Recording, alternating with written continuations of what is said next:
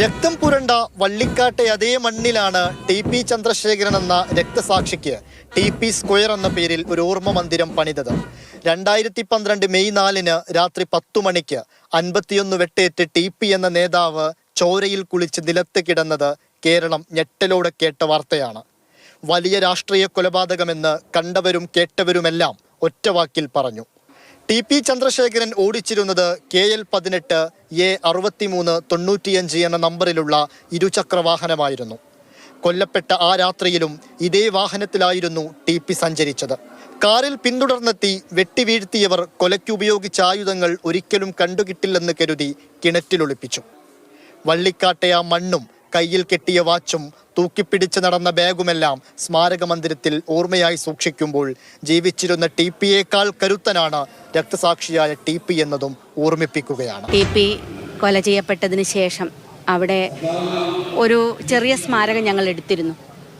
പക്ഷെ അത് പല പ്രാവശ്യം ഏകദേശം 5ഓളം തവണയാണ് CPMന്റെ ക്രിമിനൽ സംഘം അത് അടിച്ചു തകർത്തത്. കേരളത്തിൽ ആദ്യത്തെ ഒരു സ്മാരകമായിരിക്കും പോലീസ് കാവലിൽ ഇപ്പോഴും മുന്നോട്ട് പോകുന്നത്.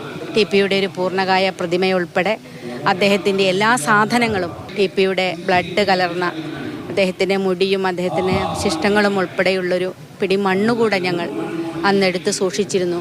അതും അവിടേക്ക് മാറ്റിയിട്ടുണ്ട്. ടി.പി. മുന്നോട്ട് വെച്ച ആ ആദർശങ്ങൾ ജനം ഏറ്റെടുക്കും എന്നുള്ളതിനെ കൂടി ഉദാഹരണമാണത്.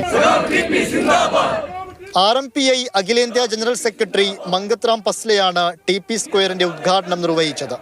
തൊട്ടടുത്ത് നിന്ന ടി.പി.യുടെ പ്രിയ പത്നി KK രമ വികാരധീനയായി. ഒരു പേമാരിയിലും തളരാത്ത പോരാട്ട വീര്യത്തിന്റെ ചുവടുവെപ്പുകളെന്ന് ടി.പി. സ്മാരകത്തിൽ എഴുതിവെച്ചത് രാഷ്ട്രീയ പോരാട്ടത്തിന്റെ കനൽ ഒടുങ്ങില്ലെന്ന ഓർമ്മപ്പെടുത്തലാണ്. ടി.പി. സ്ക്വയർ എന്ന പേരിൽ ഒരു മന്ദിരം ഉയരുമ്പോൾ അതിനേറെ രാഷ്ട്രീയ പ്രാധാന്യമുണ്ട്. മണ്ണിലും നെയ്യിലും പുരണ്ട രക്തക്കറ അത്രമേൽ മായ്ക്കാനാവില്ലെന്ന് ടി.പി.യുടെ ഈ പ്രതിമ കേരള രാഷ്ട്രീയത്തെ നോക്കി പറയുന്നുമുണ്ട്. ജസ്റ്റിൻ മാത്യുവിനൊപ്പം ഇംതിയാസ് കരീം, മാതൃഭൂമി ന്യൂസ്, കോഴിക്കോട്.